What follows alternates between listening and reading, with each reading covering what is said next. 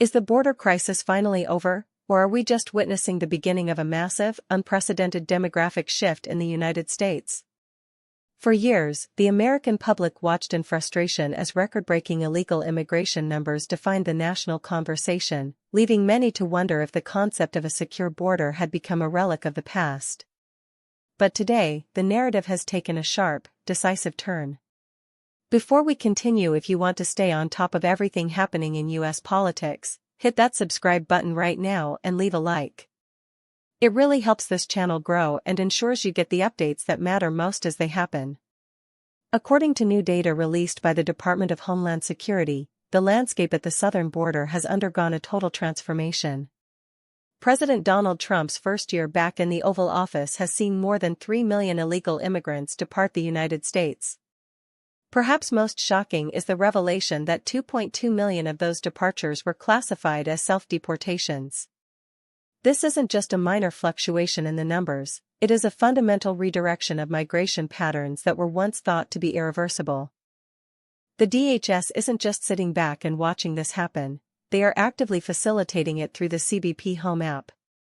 This tool allows migrants to voluntarily leave the country while providing them with travel assistance and, in certain cases, financial support. The administration argues that this program is a massive win for the American taxpayer, claiming it costs significantly less than traditional, drawn-out deportation proceedings. In fact, officials are touting this strategy as a way to save taxpayers upwards of $39 billion.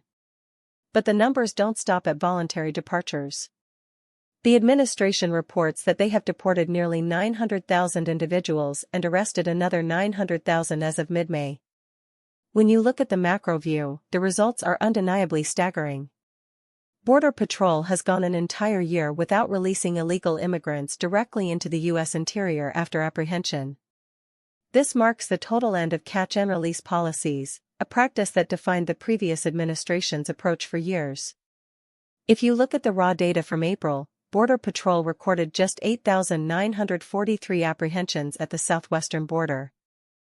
To put that in perspective, that is a 94 drop from the monthly average seen under the Biden administration and 96 below the peak we saw in December of 2023. Homeland Security Secretary Markwayne Mullin has been very clear on the administration's stance, stating plainly that the days of catch and release are over. The administration attributes this shift to a combination of factors: increased ICE operations, much tighter asylum restrictions, and a renewed commitment to interior enforcement. This leads us to a critical analysis of what this actually means for the average American. The deterrence effect appears to be working exactly as the administration intended.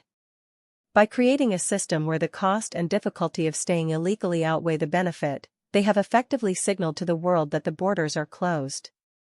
Proponents argue this is the only way to restore sovereignty and protect domestic resources. However, it is not without its critics. Immigration analysts are already debating how the DHS is characterizing these releases and removals. Some argue that the administration is framing voluntary departures in a way that obscures the complexity of the ongoing migrant situation. Others raise questions about the long-term sustainability of the self-deportation model and whether it truly addresses the root causes of why people are attempting to cross in the first place. Regardless of where you stand on the ideological spectrum, the sheer scale of this shift cannot be ignored. We are watching a total recalibration of how the United States handles its southern boundary.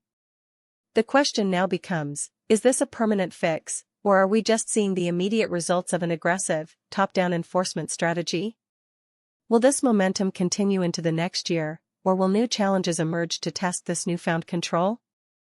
I want to know your take on this.